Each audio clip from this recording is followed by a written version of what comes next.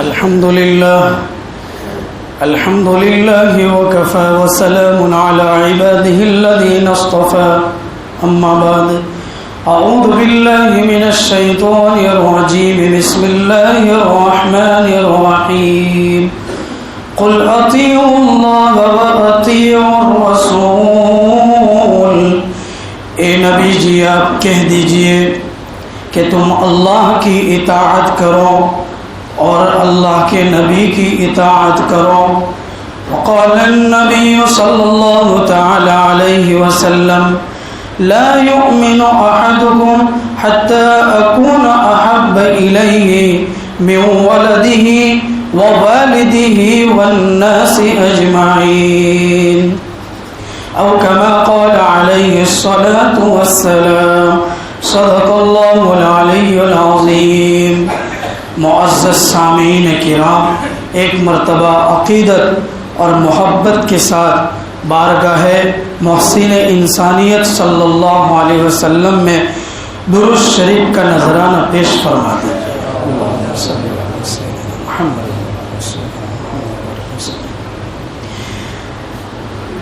محترم بھائیو، دوستو، بزرگو، ہم لوگ اس قابل بھی نہیں ہے کہ اللہ کے نبی علیہ الصلاۃ والسلام کی سیرت کو اور آپ کے کمالات اور اوصاف کو اپنی گندی زبانوں سے بیان کرے.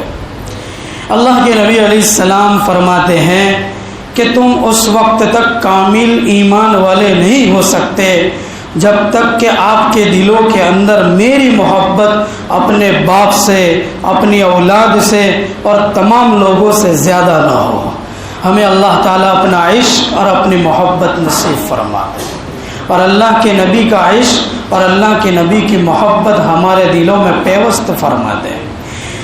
مسند احمد میں حضرت امام احمد بن حنبل رحمۃ اللہ علیہ ایک حدیث کو نقل فرماتے ہیں، اور وہ یوں لکھتے ہیں کہ ایک مرتبہ صحابہ کے مجمع میں اللہ کے نبی علیہ الصلاۃ والسلام نے یہ بات ارشاد فرمائی کہ میری تمنا ہے کہ میں اپنے بھائیوں سے کم ملاقات کروں گا. میری خواہش ہے کہ میری اپنے بھائیوں سے اللہ کم ملاقات کروائے گا. صحابہ نے پوچھا یا رسول اللہ، ہم تو تمہارے بھائی ہیں، تو کہاں تم میرے بھائی نہیں ہو؟ تم تو میرے صحابہ ہو، تم تو میرے لخت جگر ہو، تم تو میرے دوست ہو.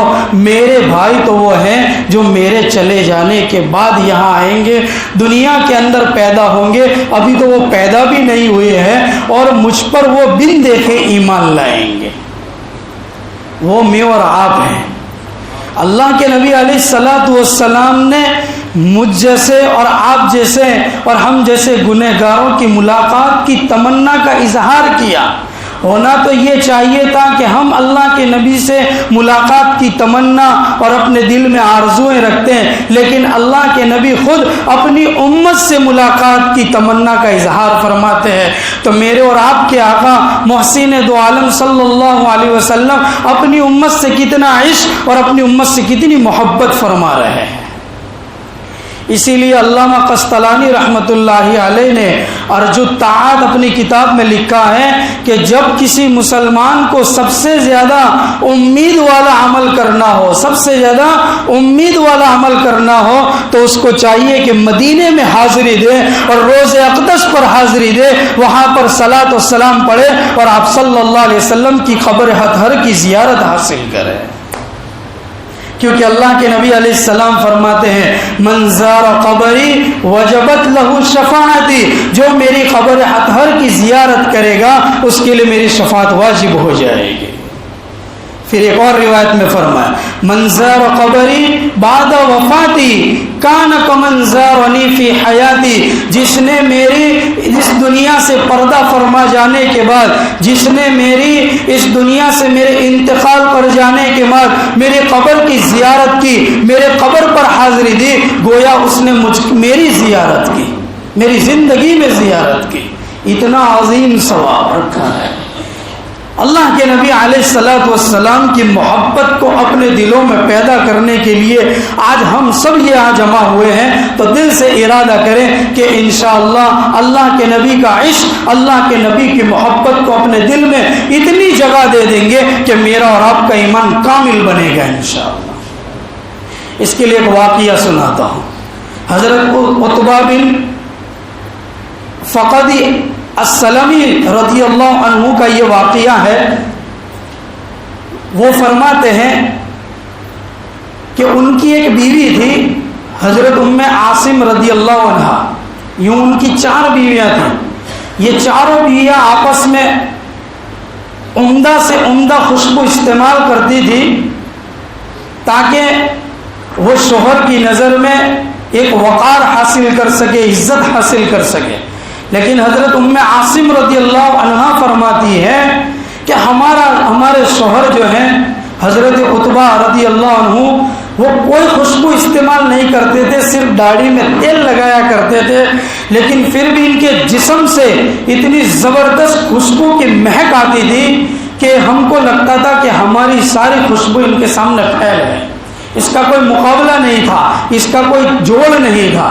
ایک مرتبہ انہوں نے اپنے شوہر سے پوچھ لیا کہ آپ تو کوئی خوشبو استعمال نہیں کرتے, پھر بھی آپ کے جسم سے اتنی زبردست خوشبو کی مہک آتی ہے کہ جب اب آپ لوگوں کے سامنے گزرتے ہیں یا جب اپنے گھر سے نکلتے ہیں تو لوگ یہ محسوس کرتے ہیں کہ عتبہ جو خوشبو استعمال کرتا ہے ایسی خوشبو کسی کے پاس نہیں ہے. تو کہاں اس کا ایک راز ہے. وہ راز یہ ہے کہ جب ہمارے آقا محمد رسول اللہ صلی اللہ علیہ وسلم حیات تھے, وہ مدینے میں موجود تھے, اور میرے جسم کے اندر ایک ایسی بیماری لگ گئی کہ جس کے میرا بلڈ اور خون جو ہے وہ سرخ ہو گیا, خراب ہو گیا, اور میرے جسم کے اوپر جو ہے وہ دانے نکل گئے, سرخ دانے نکل گئے. تو میں آقا کی خدمت میں حاضر ہوا اور میں آقا سے میری اپنی مرض کی اور اپنی بیماری کی شکایت کی کہ آقا آپ کچھ کر دیجئے, آپ کی دعا کی برکت سے اللہ تعالیٰ میری بیماری کو دور کر دے گا. میں پورے مجمع سے یہ کہتا ہوں کہ جب یہ واقعہ ختم ہو ہم اللہ کے نبی کے عشق کے اندر انشاءاللہ سبحان اللہ کہیں گے.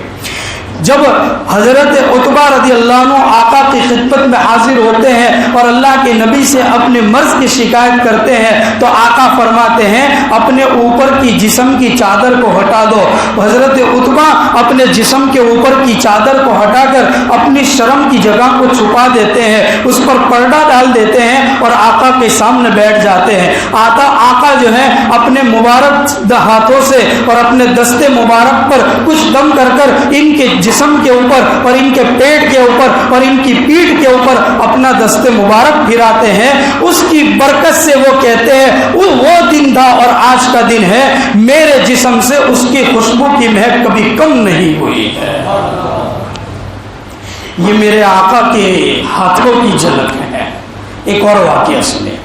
ایک صحابی رسول اللہ کے نبی علیہ السلام کے خدمت میں حاضر ہوتے ہیں, کہتے ہیں یا رسول اللہ میری بیٹی کا نکاح ہونے والا ہے, دینے کے لیے میرے پاس کچھ نہیں ہے, آپ کچھ عطا کر دیجئے. اس وقت اللہ کے نبی کے پاس کچھ حاضر نہیں ہوتا. اس واقعے کو حافظ ابن حجر عسقلانی رحمۃ اللہ علیہ امام محدثین کے بادشاہ اور امام جو ہے انہوں نے اپنی کتاب فتح الباری میں صحیح بخاری کی شرح میں نقل کیا ہے اور اس واقعے کو بیان فرماتے ہیں. وہ صحابی رسول اللہ کے نبی کی خدمت میں حاضر ہو کر کہتے ہیں یا رسول اللہ میری بیٹی کو دینے کے لیے میرے پاس کچھ نہیں. اللہ کے نبی کہتے ہیں میرے پاس بھی ابھی حاضر کچھ نہیں ہے, لیکن جاؤ ایک بوٹل لے آؤ, ایک شیشی لے آؤ. اللہ کے نبی علیہ السلام کے حکم کی تعمیل کرتے ہوئے وہ صحابی رسول ایک شیشی اور بوٹل لے کر آتے ہیں. اللہ کے نبی علیہ السلام اپنے جسم مبارک سے ٹپکنے والے قطرات جو پسینے کے قطرے ہوتے ہیں وہ بوٹل میں بھر کر دے دیتے ہیں اور کہتے ہیں اپنی بیٹی کو دے دینا کہ اس خوشبو کا استعمال کرے. اللہ کے نبی علیہ السلام کے یہ پسینے کے قطرے کی بھری ہوئی شیشی وہ بیٹی جو ہے وہ صحابی رسول کی بیٹی جب بھی استعمال کرتی تھی اور اس بوٹل کو کھولتی تھی پورے مدینے کے تمام گھرانوں کے اندر اس خوشبو کی مہک پہنچ جایا کرتی تھی. ہاں, اور لوگوں نے اس گھر کا نام رکھ دیا تھا بیت المطیبین. یہ سب سے عمدہ خوشبو استعمال کرنے والا گھرانہ ہے. ایک اور واقعہ سنیے. اللہ کے نبی علیہ السلام کی بیوی حضرت ام سلمہ رضی اللہ عنہا کے پاس اللہ کے نبی علیہ السلام کے بال مبارک کی ایک نلکی تھی, ایک پائپ جیسا تھا, اس میں اللہ کے نبی علیہ السلام کے بال مبارک رکھے ہوئے تھے. جب مدینے میں کوئی بیمار ہو جاتا، یا بخاری کی روایت میں لکھا ہے کہ کسی کو نظر لگ جاتی تھی تو حضرت ام سلمہ رضی اللہ عنہا کے پاس وہ آتے تھے. اللہ کے نبی کی بیوی اور میری اور آپ کی اماں حضرت ام سلمہ رضی اللہ عنہا اس میں پانی ڈال دیتی تھی اور اللہ کے نبی کے بال مبارک سے اس پانی کو ٹچ کر لیتی تھی اور اس کے ساتھ ملا لیا کرتی تھی. اس کے بعد وہ پانی جو ہے وہ بیمار کے اوپر چھڑکاؤ کر دیا جاتا، یا اس کے منہ اور ہاتھ کو دھلا دیا جاتا، یا جس کو نظر لگ جاتی اس کو پلا دیا جاتا. اللہ تعالیٰ بیمار کو شفا دے دیتے تھے اور جس کو نظر لگ جاتی اس کی نظر کو اتار دیتے تھے. کہو سبحان اللہ. ہاں یہ میرے آقا ہے، میرے آقا کی یہ کیفیت ہے. اور بھی بہت کچھ ہے سنانے کے لیے، ہمارے نبی کی کیفیت کو سنانے کے لیے اور بھی بہت کچھ ہے، لیکن یہ اتنے واقعات سنانے کے بعد میں چاہتا ہوں ہمارے دلوں کے اندر اللہ کے نبی کا عشق اور اللہ کے نبی کی محبت کو پیدا کرنا ہے. اور اس کی سب سے پہلی شرط یہ ہے کہ جس شخصیت سے ہم محبت کرتے ہیں اس شخصیت کی پوری ڈیٹیل اور ان کی پوری سیرت اور ان کی پوری زندگی ہمارے سامنے ہونی چاہیے، اور ہمیں ان کو آئیڈیل بنانا چاہیے، نمونہ بنانا چاہیے. لقد کان لکم فی رسول اللہ اسوۃ حسنہ، اللہ کے نبی کی حیات طیبہ ہمارے لیے آئیڈیل اور نمونہ ہے. وہ آئیڈیل اور نمونے کا مطلب یہ ہے کہ اللہ کے نبی کی حیات طیبہ اور لائف کو ہم اپنی لائف کے ساتھ موازنہ کریں گے، کمپیئر کریں گے کہ کہاں میں غافل ہوں، کہاں میں ان کی سیرت کے خلاف جا رہا ہوں، کہاں میں ان کو ناراض کرنے والے کام کر رہا ہوں. اس سے توبہ کر کے اللہ کے رسول کو راضی کرنے والے کاموں میں اپنے آپ کو لگانا ہے. اس کا عہد اور عزم مصمم کرنا ہے تو کرتے ہیں انشاءاللہ. سنت پر عمل کرنے کا ایک عجیب و غریب واقعہ نقل کیا ہے کتابوں میں، عجیب و غریب واقعہ نقل کیا. وہ واقعہ یہ ہے حضرت ابراہیم بن ادہم رحمۃ اللہ علیہ کا واقعہ. علامہ جلال الدین سیوطی رحمۃ اللہ علیہ نے شرح الصدور میں بیان فرمایا ہے. وہ واقعہ یہ ہے ایک نوجوان کا انتقال ہو گیا اور وہ جنازہ اٹھا کر حضرت ابراہیم بن ادہم رحمۃ اللہ علیہ چل رہے ہیں اور ان کی زبان سے یہ کلمہ نکلا، اللہم بارک لی فی موت، اے اللہ مجھے بہتر موت عطا فرما. تو ایک گیپ سے آواز آئی، وفیما بعد الموت، اور موت کے بعد بھی بہتر معاملہ فرما. تو وہ اچانک اچنبے میں پڑ گئے کہ بعد کے جملے کی آواز میرے کانوں میں کہاں سے آ گئی. اس کے بعد اس نوجوان کو دفن کر دیا گیا قبر کے اندر. تو سب لوگ چلے گئے لیکن حضرت ابراہیم بن ادہم رحمۃ اللہ علیہ اس قبر کے پاس بیٹھے رہے. اور اچانک یعنی ایک خوبصورت شکل و صورت والا آدمی جو ہے حضرت ابراہیم بن ادہم رحمۃ اللہ علیہ کے سامنے آیا اور کہا، اے ابراہیم بن ادہم. تو کہا کہ تم کون ہو؟ تو کہا میں وہی ہوں جس کا تمہارے کان میں آواز آئی تھی وفیما بعد الموت. تو تم کون ہو؟ تو کہا کہ میں سنت ہوں. یہ وہ نوجوان ہے جو پابندی کے ساتھ سنتوں پر عمل کرتا تھا، آقا کی سنتوں سے محبت کرتا تھا. اس کی لائف اور اس کی زندگی میں آقا کی سنتیں تھی اور اپنی زندگی آقا کی سنتوں کے مطابق گزارتا تھا. اور اس کے لیے اللہ تبارک و تعالیٰ نے مجھے مقرر کیا ہے کہ اس دنیا سے پردہ فرما جانے کے بعد اس کی قبر میں مجھے اس کے ساتھ رہنا ہے تاکہ اس کو اکیلا پن محسوس نہ ہو اور اس کو انس اور اس کو الفت محسوس ہو. اس کو کسی ساتھی کی یعنی اس کو کسی ساتھی کا ساتھ مل جائے. اس کے لیے اللہ نے مجھے حکم دیا ہے کہ میں اس کے ساتھ قبر میں رہوں گا اور قیامت تک رہوں گا. اور قیامت کے بعد بھی جب قیامت برپا ہوگی اس کے بعد جب تک اس کو جنت میں داخل نہ کر دوں گا اس کا ساتھ نہیں چھوڑوں گا. تو یہ ہے سنت پر عمل کرنے کی وجہ سے اللہ تبارک و تعالیٰ کیسے کیسے انعامات سے نوازتے ہیں. مغفرت کا انعام نوازتے ہیں، توبہ کا انعام نصیب فرماتے ہیں، دنیا اور آخرت کی کامرانی اور کامیابی کے تغمے اور انعام اللہ ہمیں نصیب فرماتے ہیں. آج باسکہ کے نوجوانوں سے عہد لینا چاہتا ہوں کہ آج سے یہ نیت کرو کہ انشاءاللہ ہم اپنی پوری باقی کی زندگی میں آقا کی سیرت کے مطابق گزاریں گے، آقا کے کردار کے مطابق گزاریں گے. میری اور آپ کی زندگی آقا کی محبتوں والی گزرے گی، آقا کی سیرت والی گزرے گی اور آقا کو راضی کرنے اور خوش کرنے والی میری اور آپ کی زندگی گزرے گی انشاءاللہ. ہاں اسی لیے اللہ کے نبی علیہ الصلوۃ والسلام نے کیا فرمایا، من زار قبری، جس نے میری قبر کی زیارت کر لی، وجبت لہو شفاعتی، اس کے لیے میری شفاعت واجب ہو گئی۔ لوگ مدینے جانے کی تمنا کرتے، ہمارے دل میں بھی طلب پیدا کرو، اپنے دلوں میں بھی یہ طلب پیدا کرو کہ اللہ ہمیں بھی حرمین کی حاضری نصیب کر دے، اللہ ہمیں بھی آقا کے روزے کی حاضری اور اس کا دیدار نصیب کر دے، وہاں پر صلاۃ و سلام پڑھنا نصیب کر دے، جنت البقیع میں دفن ہونا نصیب کر دے۔ اس پر مجھے ایک واقعہ یاد آ گیا، میرے ساتھ 2019 کے اندر ایک ساتھی تھے جو کینسر کے مریض تھے، لاسٹ اسٹیج کا ان کو مرض تھا۔ بامبے ایئرپورٹ کے اوپر بورڈنگ پاس نہیں لگ رہا تھا، 2 گھنٹے بگڑے، لیکن اس کے بعد دوسرے گیٹ سے ان کو انٹر کیا تو بورڈنگ پاس مل گیا، ٹکٹ مل گیا اور وہ وہاں پر پہنچے۔ منہ کے اندر کینسر تھا، کبھی کسی سے بات نہیں کر پاتے تھے، ہم سے کچھ کم دن کے لیے آئے تھے، ہم لوگ مکہ میں ساتھ میں رہے، لیکن ہم سے پہلے وہ مکہ چھوڑ کر مدینہ چلے گئے، اور مدینہ جس دن ہمارا جانا ہوا وہ ان کی آخری رات تھی، دوسرے دن صبح ان کی واپسی تھی۔ لیکن دیکھو یہاں 2 دن لیٹ ہوا تھا ہمارا جانا، 3 تاریخ تھی، 5 تاریخ ہو گئے۔ ایک یہ چیز ان کا ریزن بنا، ان کا وجہ اور کارن بنا۔ دوسرا، جس دن ان کی واپسی تھی اس کی اگلی رات کو ہوٹل میں ان کا انتقال ہوا، کہو سبحان اللہ۔ اور ہم لوگ ان کی جنازے کی نماز میں ہم نے شرکت کی اور جنت البقیع میں دفن ہوئے۔ کینسر کا مرض تھا، لاسٹ اسٹیج کا مرض تھا، بورڈنگ پاس نہیں مل رہا تھا، لیکن قسم خدا کی میرے اور آپ کے ماں باپ اللہ کے نبی کی ذات اقدس پر قربان ہو جائے، اللہ تبارک و تعالیٰ کو منظور تھا کہ اس کو میرے محبوب کے قدموں میں سلانا ہے، جنت البقیع میں ان کو دفن دینا ہے اور وہاں ان کا مقدر ہے، تو اللہ تعالیٰ نے آخری رات کو ان کی روح قبض کی اور جنت البقیع میں دفن ہو گئے۔ اللہ کے نبی علیہ السلام نے فرمایا جو جنت البقیع میں دفن ہوتا ہے اس کو قبر کا عذاب نہیں ہوتا، اور بغیر حساب کتاب کے اللہ تعالیٰ ان کو جنت میں داخلہ نصیب فرماتے ہیں۔ تو ہم لوگ بھی یہ طے کریں گے انشاءاللہ کہ ہم اللہ کے نبی علیہ الصلوۃ والسلام کی حیات طیبہ کو سامنے رکھ کر اپنی زندگی کو گزاریں گے۔ اس کے لیے ایک اللہ کے نبی کی حدیث ہے، اللہ کے نبی علیہ السلام فرماتے ہیں کہ اتق المحارم تکن اعبد الناس۔